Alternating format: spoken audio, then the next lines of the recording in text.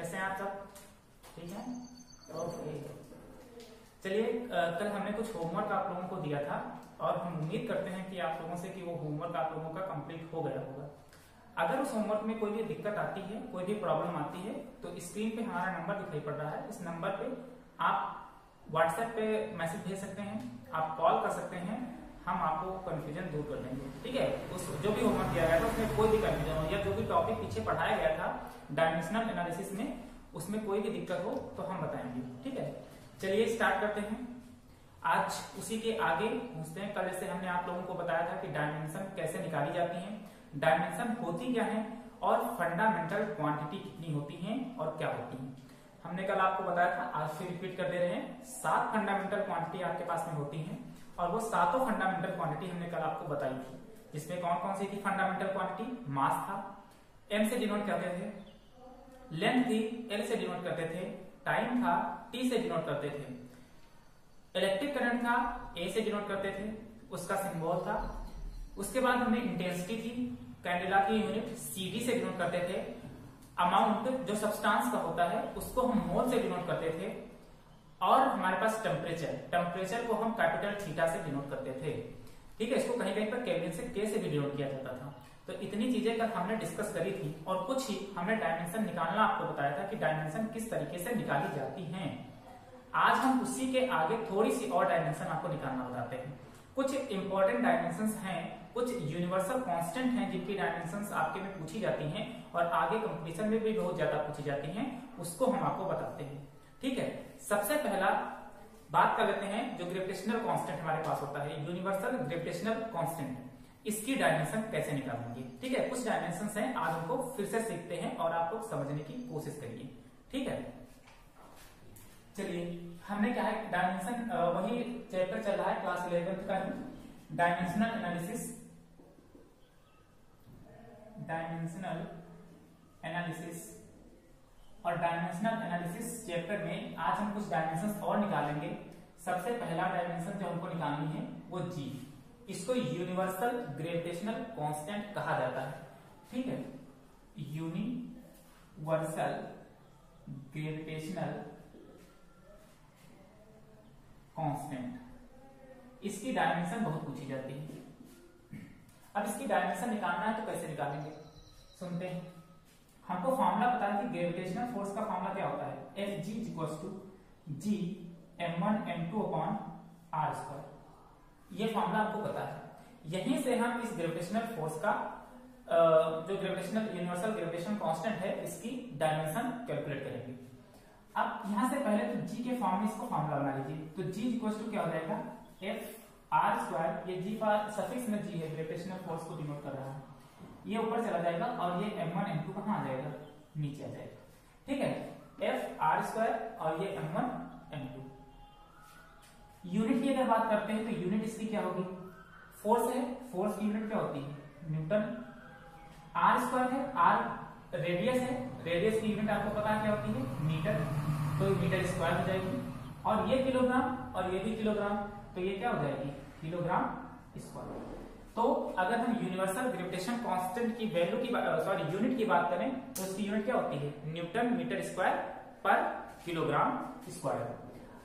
अब हमें अगर इसकी डायमेंशन निकालना है तो हम डायमेंशन आसानी से निकाल सकते हैं।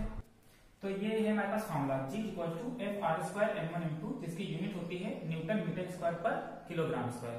ठीक है, अब हमको करना क्या है कि इसकी डायमेंशन फाइंड आउट करनी है। अब आपको पता है कि हमने पिछले वाले लेक्चर में फोर्स की डायमेंशन क्या निकाली थी, फोर्स की डायमेंशन निकाली थी ml_t-2। ये हमने फोर्स की डायमेंशन निकाली थी। जो लोग हमारा ये वाला लेक्चर, इससे पहले वाला लेक्चर अगर नहीं देखे हैं तो पहले वो वाला लेक्चर देख लें, डायमेंशनल एनालिसिस पार्ट 1। उसके बाद आपको ये समझ में आएगा कि फोर्स की डायमेंशन वहां पर कैसे निकाली गई थी। ठीक है, तो ये फोर्स की डायमेंशन निकल के आई थी ml_t-2।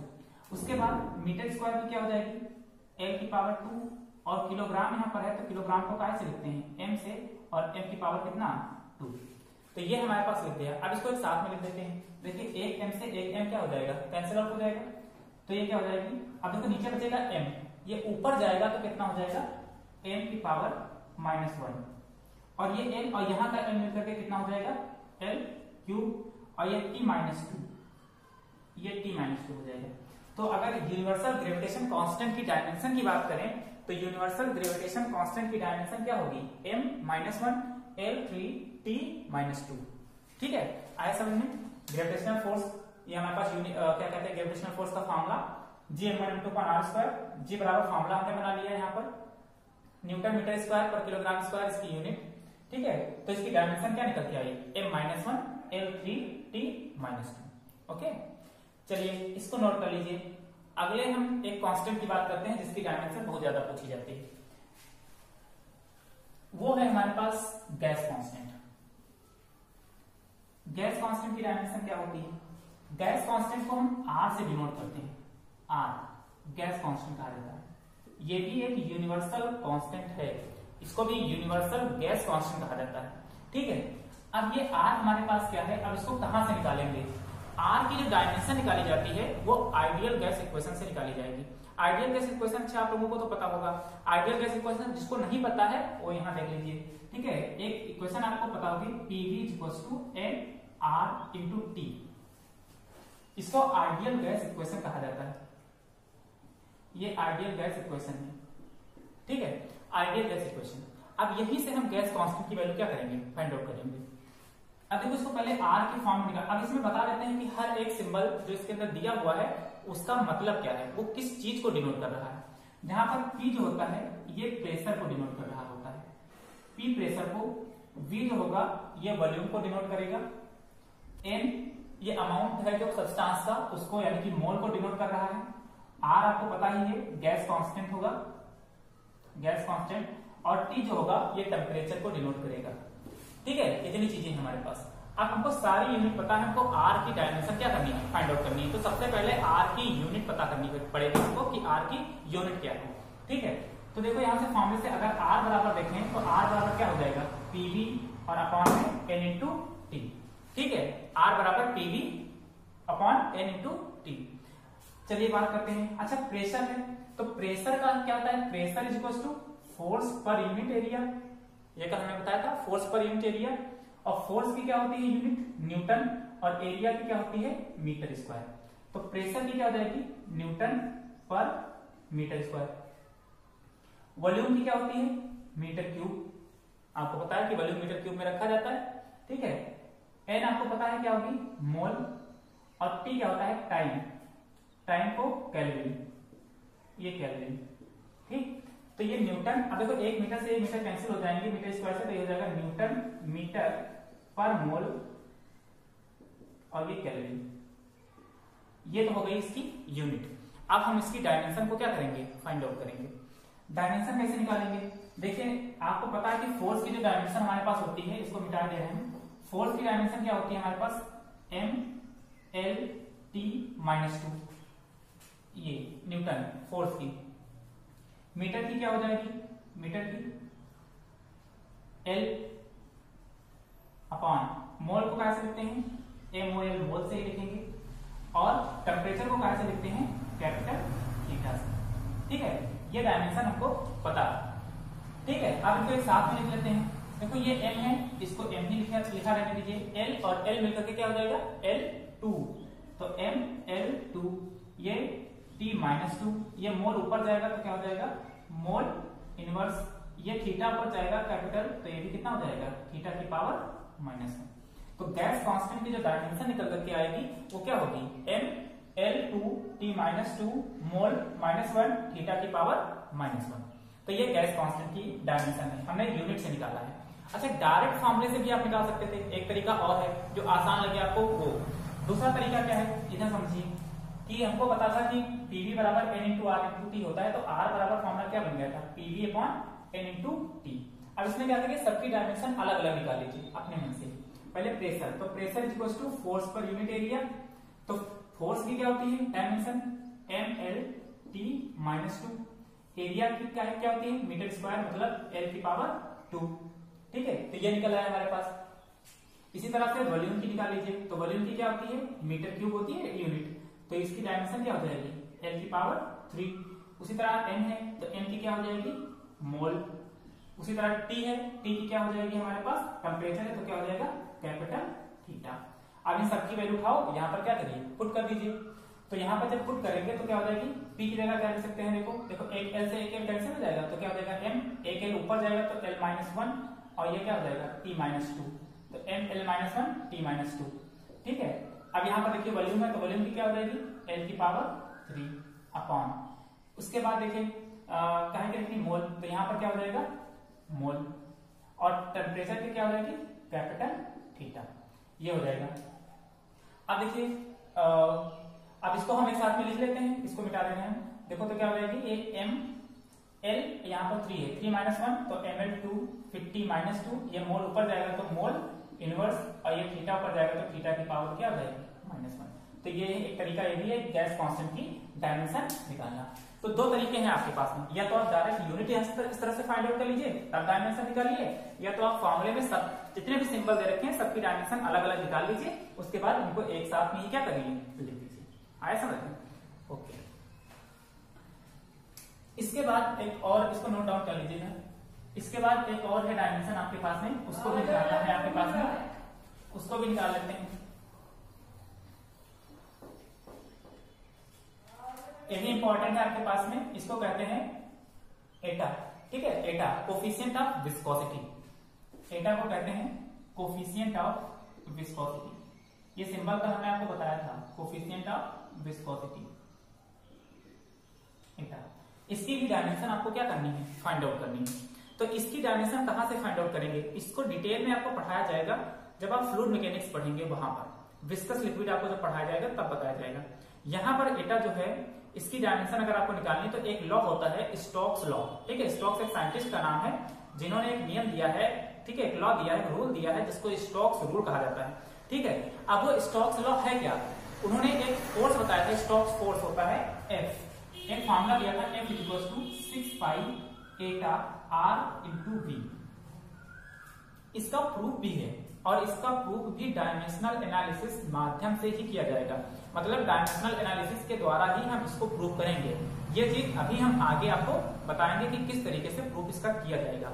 अभी हम समझते हैं कि ये F equals to 6 pi Etah RV, ये स्टोक्स लॉ है और इसी का आपको प्रूफ करना है। अब यहां से ही हम एटा की डायमेंशन क्या करेंगे, फाइंड आउट करेंगे। ऐसा समझते हैं कि हर एक चीज है क्या अपने आप में। F हमारे पास फोर्स है, कैसा फोर्स है उसको अभी हम थोड़ा सा समझा दे रहे हैं। ठीक है, ये 6 पाई एक कांस्टेंट है और आपको पता है कि कांस्टेंट की कोई भी डायमेंशन नहीं है अगर वो यूनिवर्सल कांस्टेंट नहीं है तो। ठीक है, एटा हमारे पास कोफिशिएंट ऑफ विस्कोसिटी, आर हमारे पास जो होगा वो रेडियस होगा, कोई भी रेडियस, कोई भी बॉल है उसका रेडियस होगा, और ये जो v है इसको वेलोसिटी कहा जाता है।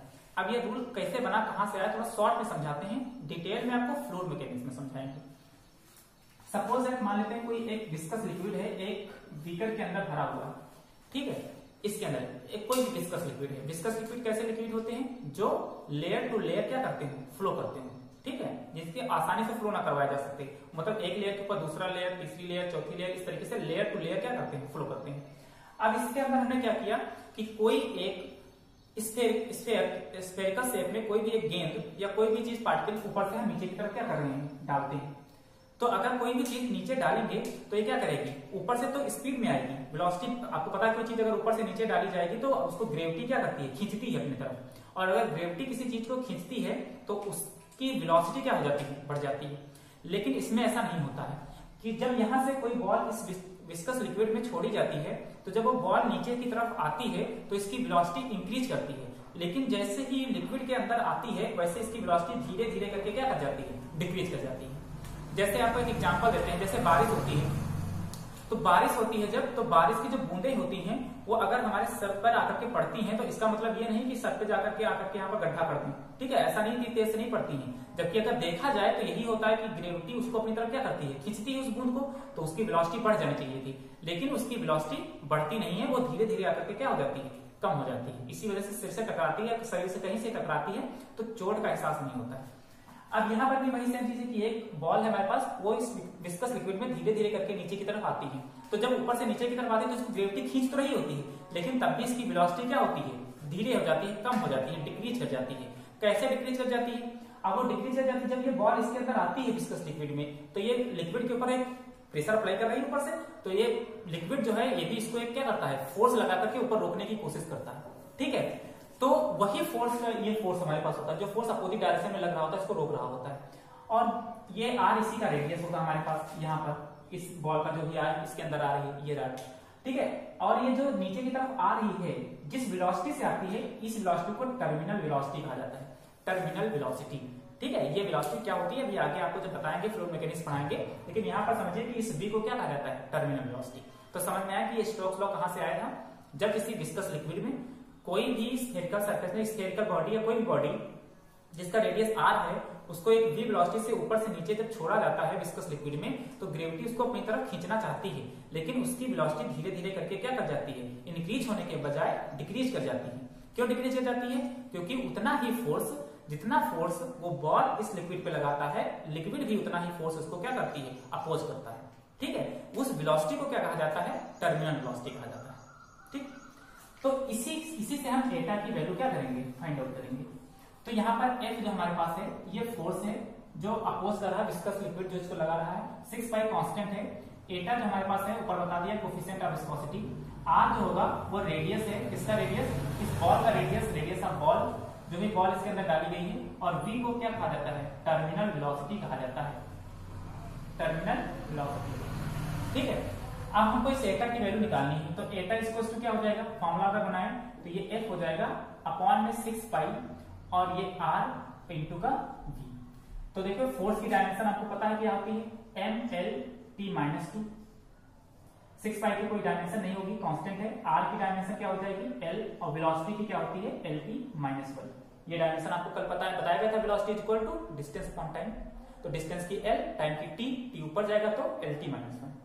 तो ये L2 हो जाएगा, एक L से एक L कैंसिल हो जाएगा, तो ये M हो जाएगा, ये L ऊपर जाएगा तो L-1, ये T-1 ऊपर जाएगा तो +1, और 2-1 तो T-1, तो ये T कितना हो जाएगा, -1। तो इस एटा की डायमेंशन क्या हो जाएगी, ML-1 T-1, ठीक है। यूनिट की बात कर लेते हैं, यूनिट क्या होती है, फोर्स की न्यूटन, R की आपको पता है मीटर, और वेलोसिटी की मीटर पर सेकंड।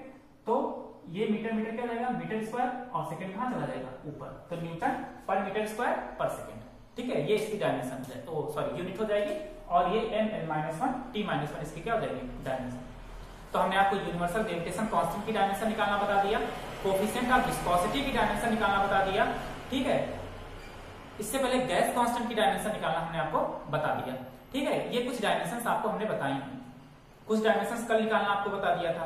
तो डायमेंशन निकालना हो सकता है, उम्मीद करते हैं कि आप लोगों को डायमेंशन निकालना आ गया होगा। अगर आपको यूनिट पता है तो आप उसकी डायमेंशन आराम से क्या कर सकते हैं, निकाल सकते हैं, ठीक है। जैसे हमने कल एनर्जी की डायमेंशन आपको दी थी, आप लोग उसको सॉल्व कर चुके होंगे। हमने बताया था कि उसकी डायमेंशन वर्क डन के डायमेंशन के क्या होती है, बराबर होती है, ठीक है। आप लोगों को अगर कोई दिक्कत होगी उसमें होमवर्क में, तो हमने कहा था इस नंबर पे, जो नंबर आपकी स्क्रीन पे दिखाई पड़ रहा है, उस नंबर पे आपको क्या करना है, कॉल करना है, या व्हाट्सएप करके आप अपना कंफ्यूजन क्या कर सकते हैं, दूर कर सकते हैं, ठीक है। तो ये आपको समझ में आए कि किसी की डायमेंशन कैसे निकाली जाती है। अभी ये बहुत ज्यादा परेशान मत होने की जरूरत नहीं है कि ये फॉर्मूला कहाँ से आया है, क्या है।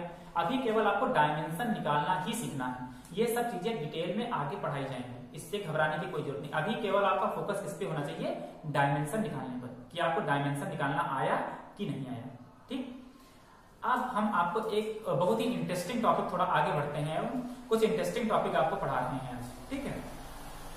इसी का है आगे कि इसका यूज और कहां पर होता है, इसका यूज कहां पर होता है, इसको समझते हैं। जैसे होता क्या है, आपको हम थोड़ा सा एक बात बता रहे हैं, जरा सोचिएगा। जैसे आप कभी क्या करते हैं, साइंस के स्टूडेंट हैं, दिमाग तो खूब चलता है। आप होता क्या है कि कभी दिमाग में बैठे रहो, सोचा करो कि ये मशीनरी के बारे में, उस मशीनरी के बारे में, दुनिया भर का पता नहीं क्या क्या सोचते हो। दिमाग लगता रहता है कि अगर ये काश ऐसा होता, ये काश ऐसा हो जाता, है ना। तो यही सब चीजें, तो ये सब आप लोग सोचते रहते हैं ना। तो जैसे कि, तो इसमें कैसे होगा, अब इस जब सोचते हैं तो बहुत सारी क्वांटिटी आपके दिमाग में आ जाती है, ठीक है, फिजिकल क्वांटिटी, कि अगर ये वेलोसिटी ऐसा हो जाए, या मास कुछ ऐसा हो जाए, ठीक है, या टाइम इतना नहीं इतना हो जाए, मतलब बहुत सारी चीजें आ जाती हैं आपके दिमाग के अंदर, जो फिजिक्स से रिलेटेड होती हैं, बहुत सारी क्वांटिटी आती हैं। ये तो खूब खुराफात सोचते हो, इस समय तो लॉकडाउन चल रहा है ना, घर पे आराम से बैठे हो, खूब सोचते होगी कि ये चल रहा, अगर ये काश ऐसा हो जाता, काश ऐसा हो जाता, है ना। काश पापा रोज जो है ऑफिस चले जाते हैं तो टीवी देखने को मिलता, पापा बैठे हैं तो टीवी देखने को नहीं मिलता है, जस्ट किडिंग, ठीक है। लेकिन कुछ अगर आप चीजें सोचते हैं तो उसमें क्या होता है कि आपको जैसे कुछ फिजिक्स से रिलेटेड आप सोच रहे हैं, कुछ इनोवेशन सोच रहे हैं, कुछ आप एक्सपेरिमेंट के बारे में सोच रहे हैं, तो आपके दिमाग में बहुत सारी क्वांटिटी आती रहती है, n टाइम्स क्वांटिटी आती रहती है। और होता क्या है कि जब बहुत सारी क्वांटिटी आपके दिमाग में आती है, ठीक है, कि ये ऐसे वेरिएबल, ये v होता, वेलोसिटी होता, या कुछ ऐसा होता, कुछ ऐसा होता, तो कुछ हो जाता, तो ये फॉर्मूला अगर बन करके तैयार हो जाता, ठीक है। तो उसी से क्या होता, उन्हीं क्वांटिटी से तो फॉर्मूले जनरेट हो जाते हैं। तो वो फॉर्मूला कैसे जनरेट कर सकते हैं? क्या हम डायमेंशनल एनालिसिस के माध्यम से कोई फॉर्मूला जनरेट कर सकते हैं? जी हाँ, बिल्कुल कर सकते हैं। एक साइंटिस्ट थे जिनका नाम बकिंघम था, उन्होंने एक थ्योरम दी जिसको बकिंघम पाई थ्योरम कहा गया, ठीक है, जो कि बेस्ड थी रेले प्रिंसिपल पर, ठीक है। रेले लॉ है एक, आप लोगों ने हाई स्कूल में पढ़ा था, और एक रेले लॉ है जिस पर बेस्ड है, ठीक है। तो हम बात करेंगे यहाँ पर Buckingham pi theorem. Buckingham pi theorem, Buckingham एक साइंटिस्ट हैं जिन्होंने ये कहा था कि अगर कोई n टाइम्स कोई भी वेरिएबल्स आपके पास में, कोई क्वांटिटी है आपके पास में, जो आपके दिमाग में पैरामीटर्स आ रहे हैं, बहुत सारे पैरामीटर्स हैं, वेलोसिटी वगैरह बहुत सारी चीजें हैं, तो उनको लेकर के हम डायमेंशनल एनालिसिस के मीडियम से हम एक फॉर्मूला क्या कर सकते हैं, जनरेट कर सकते हैं। तो वो फॉर्मूला कैसे जनरेट कर सकते हैं, इसके बारे में हम आपको एक एग्जाम्पल देकर के समझाते हैं। जैसे अभी हमने आपको स्टोक्स लॉ बताया था, और हमने कहा था कि स्टोक्स लॉ का जो फॉर्मूला निकल करके आया था, F = 6 पाई एटा RV, ये फॉर्मूला कहां से निकल करके आया था? डायमेंशनल एनालिसिस के माध्यम से आप इसको क्या कर सकते हैं, फाइंड आउट कर सकते हैं, डिराइव कर सकते हैं। तो आज हम बात करेंगे, कुछ एग्जांपल लेते हैं और बकिंघम पाई थ्योरम से कैसे उसको समझेंगे, तो ये समझना है। तो आपको पहले समझना कि बकिंघम पाई थ्योरम क्या होती है। बकिंघम पाई थ्योरम, इसमें यह बताया जाता है कि अगर आपके पास में n टाइम्स ऑफ पैरामीटर्स हैं, कोई भी पैरामीटर्स हैं फिजिक्स से रिलेटेड, तो आप उनको लेकर के डायमेंशनल एनालिसिस के मीडियम से आप फॉर्मूला क्या कर सकते हैं, जनरेट कर सकते हैं, ठीक है। तो पहले तो देखते हैं कि थ्योरम क्या है। हमने क्या कहा, Buckingham pi theorem. Buckingham pi, ये पाई लिख लीजिए, चाहे वो मैथ वाला अपना पाई लिख लीजिए, दोनों सही है। पाई थ्योरम, इसके बारे में बताते हैं, बहुत ही इंपॉर्टेंट है, ठीक है। 11th में तो बहुत ही कम पूछी जाएगी, लेकिन जो कंपटीशन की तैयारी कर रहे हैं, IIT की तैयारी कर रहे हैं या नीट की तैयारी कर रहे हैं, वो तो कंपलसरी है कि इससे रिलेटेड एक क्वेश्चन आता ही आता है। इस वजह से आप इसको बहुत ही अच्छे से पढ़िएगा, और बहुत ही इजी है, कुछ नहीं है इसके अंदर, बहुत इजी, ठीक है। अब बकिंघम थ्योरम, हम आपको एक पहले क्वेश्चन लिख देते हैं, इस पे एक एग्जांपल लिखते हैं, उसके बाद हम इसको डिराइव करेंगे। जैसे आप लोगों ने बहुत खूब पढ़ा है, सबको पता होगा कि जो पेंडुलम का टाइम इंटरवल होता है, उसका फॉर्मूला आप लोगों ने बहुत पढ़ा है, ठीक है। उसी फॉर्मूले को हम क्या करेंगे, डिराइव करेंगे। वो फॉर्मूला आपको पता होगा, T = 2 पाई √L/G, ठीक है। उसी को समझते हैं। क्वेश्चन कैसे आता है आपके पास में? क्वेश्चन आएगा कि the time interval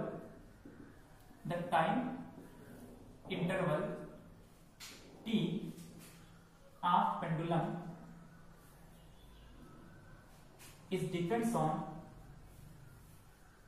depends on length of string, acceleration due to gravity, small g, ठीक है। लेंथ को मान लो L। So find the formula by using dimensional analysis,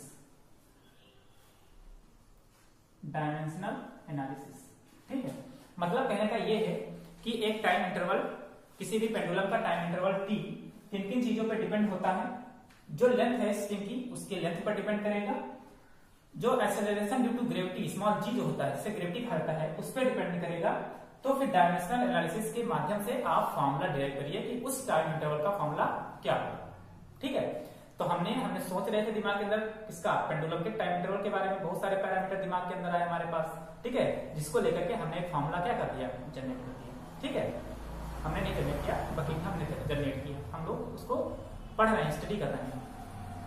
चलिए ठीक है, तो अब हम इसको कैसे कर सकते हैं, इनके रूल के अकॉर्डिंग हम इसको कैसे डिराइव कर सकते हैं, ठीक है। चलते हैं कुछ, देखिए इसका सॉल्यूशन अगर हम देखें तो क्या क्या आपको करना है, ठीक। जैसे ये पेंडुलम था हमारे पास, यहाँ से ये कोई फिक्स है, यहाँ पर ये पेंडुलम इस तरीके से लटकाया गया है, ठीक है, और ये इस तरीके से कुछ रोटेट करेगा ऐसे, ठीक है।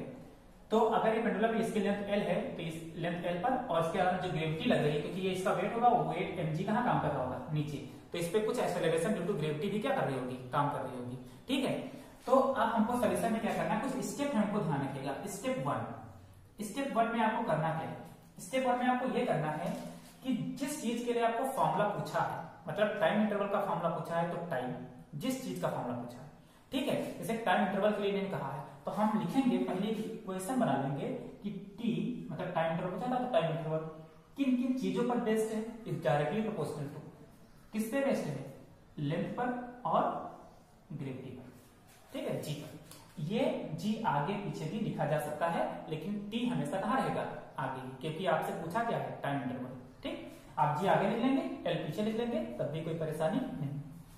अब हमको क्या करना है, टी जब प्रोपोर्शनलिटी के चिन्ह को हटाते हैं तो आपको पता है कि यहाँ पर क्या होता है, एक कांस्टेंट आ जाता है, और ये एल और ये जी, जहां पर इसके पावर ए लगा लेंगे, इसकी पावर क्या लगा लेंगे, डी। ठीक है, अगर इसके आगे कोई और कंपोनेंट आते जाते हैं, अगर और मान लीजिए इसमें और कुछ पैरामीटर्स होते हैं हमारे पास, तो उनको भी आगे लगा देते, सी डी ई एफ लिखते चले जाते हैं। अब आप लोगों के मन में एक कंफ्यूजन आ रहा होगा, कंफ्यूजन ये आ रहा होगा कि अगर इस जी को आगे लिखते और एल को पीछे लिखते तो जी की पावर ए हो जाता और एल की पावर बी हो जाता, तो गलत हो जाता, ऐसा नहीं है। ठीक है, अगर आप जी आगे लिखते तो जी की पावर ए हो जाता और एल पीछे लिखते तो एल की पावर बी हो जाता। इससे हमसे कोई मतलब नहीं है, और फॉर्मूले में किसी भी प्रकार का कोई भी मिस्टेक नहीं होगा। ठीक है, चाहे एल आगे लिखिए, चाहे एल पीछे लिखिए, चाहे जो जहां पर जैसे लिखिए वैसे लिख सकते हैं, लेकिन टाइम इंटरवल कहां होना चाहिए, आगे, क्योंकि फॉर्मूला इसी का पूछा है। ठीक, तो अगर एल पीछे लिखते हैं, जी जब लास्ट में फॉर्मूला डिराइव होगा तो ऑटोमेटिक वो फॉर्मूला आ जाएगा। ठीक है, इससे कंफ्यूजन मत होना कि जी आगे लिखेंगे या एल पीछे लिखेंगे तो इससे कोई दिक्कत हो जाएगी, कोई दिक्कत नहीं ए, लेकिन ये ए बी सी डी एक क्रम में ही लिखिएगा बस। ठीक, उससे कोई परेशानी नहीं होगी। ओके, तो ये हो गया, और इसको मान लेते हैं इक्वेशन नंबर ए। आप अपने में से कोई क्वेश्चन दे सकते हैं, नाम दे सकते हैं इसको। उसके बाद स्टेप टू में क्या है, स्टेप टू में क्या होता है कि पुट करेंगे सबसे पहले टी। तो आपको पता है कि टी की जो डायमेंशन होती है वो क्या होती है, टी ही होती है। एल हमारे पास लेंथ ऑफ स्ट्रिंग है, तो एल की डायमेंशन क्या हो जाएगी, एल ही हो जाएगी ये। और जी आपको पता है कि एक्सेलरेशन ड्यू टू ग्रेविटी है, और जी की यूनिट क्या होती है, मीटर पर सेकेंड स्क्वायर, मीटर की एल पर सेकेंड स्क्वायर। T2 ऊपर जाएगी तो LT -2, तो इसकी क्या हो जाएगी, एल टी की पावर -2। तो टी एल जी सबकी डायमेंशन पता है, ये कांस्टेंट है, इसकी कोई डायमेंशन नहीं होगी। ठीक है, इसकी सबकी डायमेंशन उठा करके इस इक्वेशन में पुट कर लेते हैं। तो टी की डायमेंशन क्या हो गई, टी कांस्टेंट को के लिखा रहने दीजिए। एल की डायमेंशन क्या हो जाएगी आपके पास में, एल इसकी पावर ए, और जी की डायमेंशन क्या हो जाएगी, एल टी -2 और इसकी पावर क्या, डी। अब हम क्या करेंगे, ब्रैकेट ओपन कर लेंगे। तो जब ब्रैकेट ओपन करेंगे तो ये एल की पावर ए, एल की पावर बी, टी की पावर -2b। देखो एल एल मल्टीप्लाई हो जाएंगे, आपको पता है कि जब ये सेम होंगे तो पावर ऐड हो जाती है। तो ये t इक्वल्स टू क्या हो जाएगा, के एल की power a plus b, T की पावर -2। यहां तक समझ में आया। अब हमको क्या करना है, ये जो बन गई, अब नेक्स्ट स्टेप पे आना है। नेक्स्ट स्टेप आपके पास है स्टेप नंबर 3। इसमें क्या करनी है कि पावर्स कंपेयर करनी है, कंपेयरिंग पावर बोथ साइड। ठीक है, दोनों तरफ पावर्स को क्या करना है, कंपेयर करना है। अब पावर कैसे कंपेयर करेंगे, देखो अगर m होता तो m की पावर से कंपेयर करेंगे, l होगा तो l की पावर से कंपेयर करेंगे, t होगा तो t की पावर से कंपेयर करेंगे। ठीक है, अब देखो m l तो लिखा नहीं है, मतलब m की पावर भी 0 है, l की पावर भी क्या है, 0 है। ठीक है, तो अब देखो यहाँ पर l की पावर कितना है, a प्लस b, यहाँ पर l है, यहीं पर नहीं है, l की पावर क्या होना चाहिए, 0, तो ये a plus b equal to क्या हो जाएगी, 0।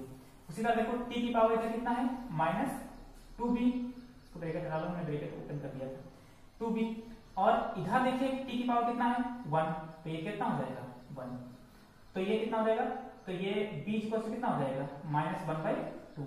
इस b की वैल्यू उठाइए, इस इक्वेशन में क्या करिए, 1 पुट कर दीजिए इक्वेशन नंबर 1 में। तो इसमें जब पुट करेंगे तो ये a हो जाएगा, और b की जगह -1/2 इक्वल टू 0, तो a बराबर कितना, 1/2। तो a की वैल्यू निकल आई और b की वैल्यू निकल आई। अब इस a और b की वैल्यू उठाइए और इक्वेशन नंबर a में क्या करेंगे, पुट कर देंगे। ठीक है, इधर लिख दे रहे हैं स्टेप नंबर 4। अब स्टेप नंबर 4 में क्या करना है आपको कि put the value of a comma b in equation a।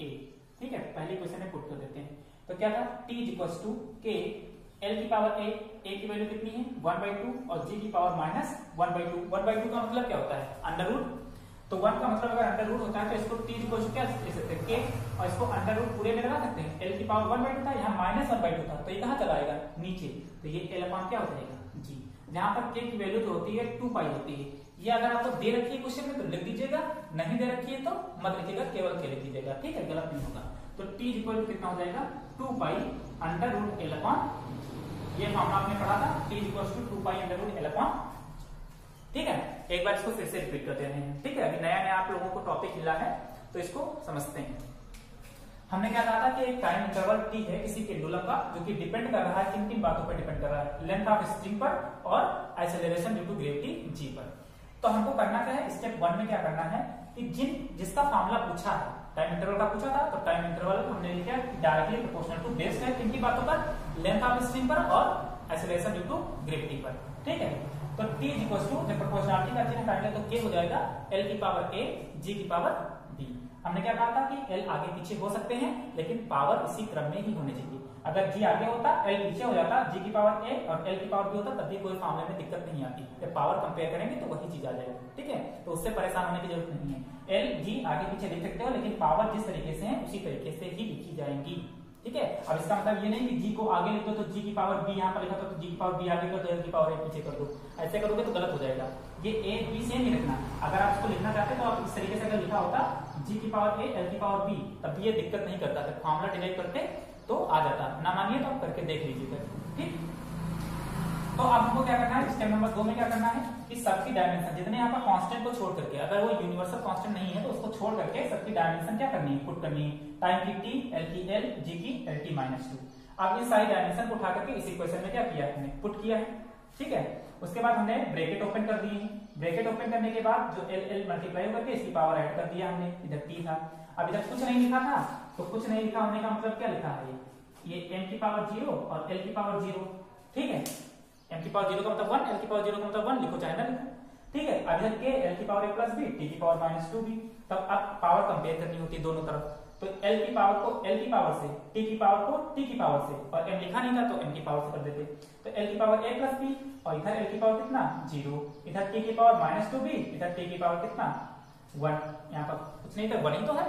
तो अब ये क्या हो जाएगा, b बराबर माइनस 1/2, इसकी वैल्यू यहाँ पर पुट कर इक्वेशन सॉल्व करी है। तो a बराबर कितना 1/2, a और b की वैल्यू उठाया, कहाँ पुट कर लिया इक्वेशन 1 में। तो ये फार्मूला हमारे पास क्या हो गया, डिराइव हो गया। क्योंकि ये माइनस 1/2 था, ये नीचे चला जाएगा, क्योंकि आपको पता नीचे से जब ऊपर जाता है तो माइनस में हो जाता है। तो ये g माइनस 1/2 यहाँ से हो जाएगा आपके पास में। तो इसको under root l upon g लिख सकते हैं। तो k बराबर 2 पाई अगर आपको क्वेश्चन में दिया होगा तो लिखिएगा, नहीं तो k ही लिख दीजिएगा। तो t बराबर 2 पाई अंडर रूट क्या हो जाएगा l अपॉन g। अब अगर देखेंगे कि ये फार्मूला सही है कि नहीं सही तो कैसे करेंगे। अब इसके तो देखना कि फार्मूला सही है कि ऐसे ही। ठीक है, तो अगर कोई चीज अगर हमको प्रूव करनी होती तो हम क्या करते थे, RHS इक्वल टू LHS क्या कर देंगे, प्रूव कर देंगे कि अगर हमारे पास LHS RHS के बराबर है तो फार्मूला सही है, नहीं है तो गलत है। तो अगर देखो यहाँ पर t है तो t की डायमेंशन क्या होती है, t इज इक्वल टू 2 पाई की कोई डायमेंशन नहीं होगी। अंडर रूट l है, देखो l है तो l की l हो जाएगी l, और यहाँ पर इसकी 1/2 हो जाएगी। अंडर रूट का मतलब 1/2 तो हुआ, चाहे इसको अंडर रूट पूरे में लगा दो, चाहे इसको l 1/2 अपॉन g 1/2 कर लो, तब भी सही है।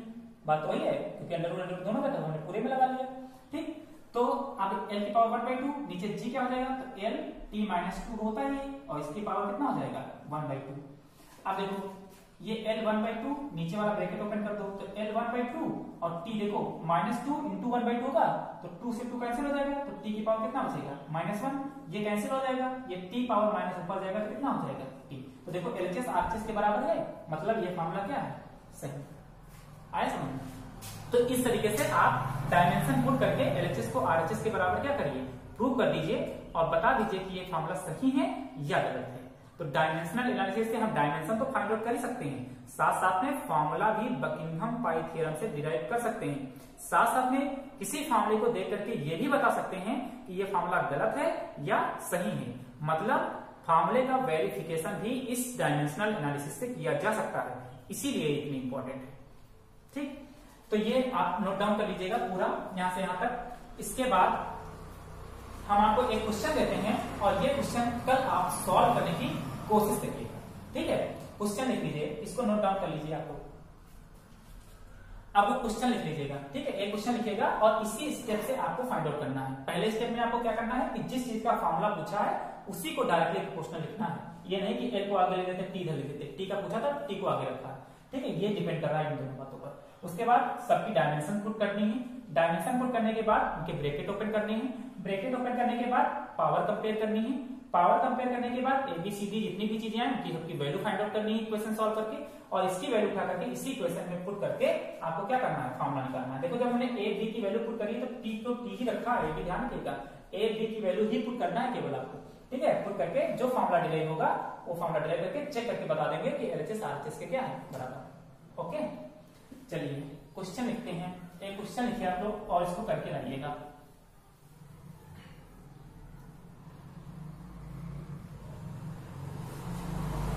यही जो अभी हमने आपको बताया था कि जो ग्रेविटेशनल फार्मूला है, यूनिवर्सल ग्रेविटेशन कांस्टेंट जो था, ये मतलब ग्रेविटेशनल फोर्स वाला, इसी फार्मूले को आपको डिराइव करना है डायमेंशनल एनालिसिस। चीटिंग मत करिएगा कि आपको फार्मूला पता है बराबर gm1m2r² तो आप प्रूव कर दीजिए। आप इसको क्या करेंगे, डायमेंशनल एनालिसिस से ईमानदारी से सॉल्व करेंगे, ठीक। तो क्वेश्चन लिखिएगा, जैसे क्वेश्चन ऐसे आएगा कि द ग्रेविटेशनल फोर्स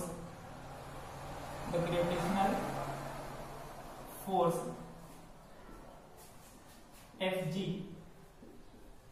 ये एफ है सफिक्स में जी है, फोर्स ही है, मतलब सफिक्स में ऐसा ना करना कि डायमेंशन पुट कर जी की भी पुट कर दो, जी की नहीं, जी सफिक्स में।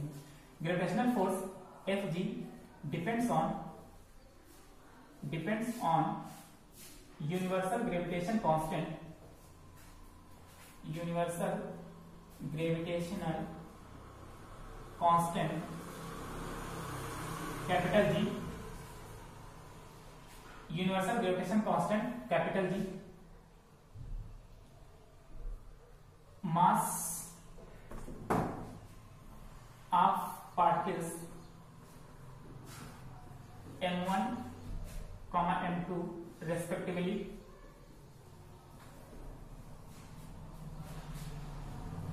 mass of particle m1, m2 respectively, and the distance between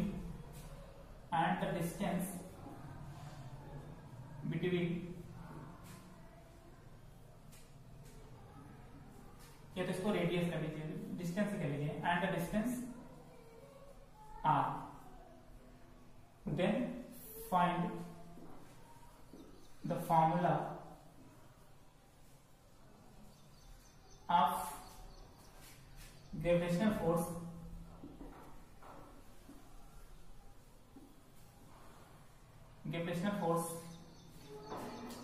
by using dimensional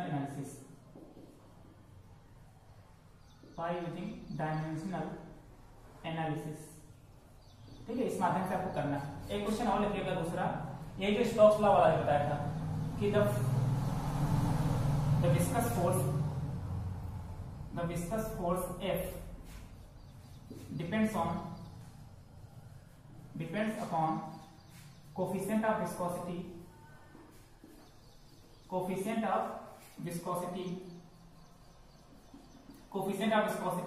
eta, radius of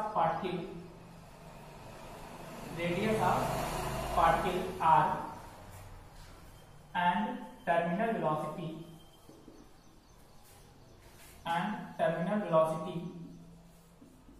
v.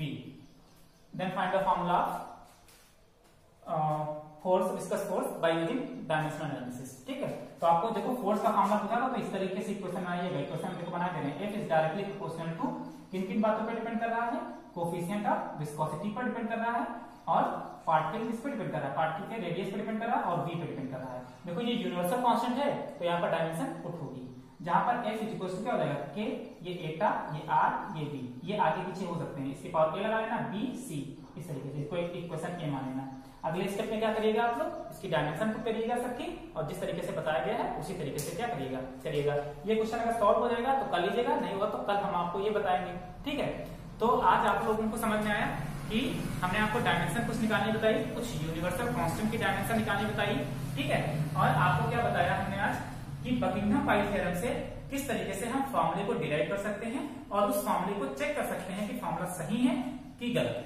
ठीक है, कल के लेक्चर में हम आपको फॉर्मूला कैसे और फॉर्मूला कैसे, जैसे मोशन की इक्वेशंस हैं, 3 इक्वेशन जो होती हैं वो कैसे सही है या गलत है, कुछ कांस्टेंट होते हैं इक्वेशन में, उस कांस्टेंट की वैल्यू कैसे फाइंड आउट करी जाती है, इनके बारे में कुछ चीजें और हैं डायमेंशनल एनालिसिस से जो हम आपको बताएंगे। इस बकिंघम पाई थ्योरम से कुछ और क्वेश्चन हम आपको कल कराएंगे।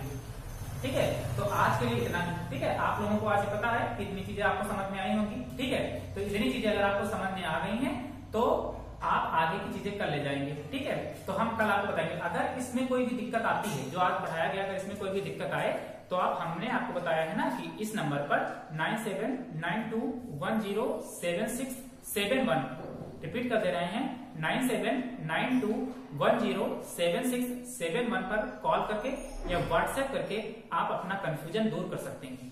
Okay, bye.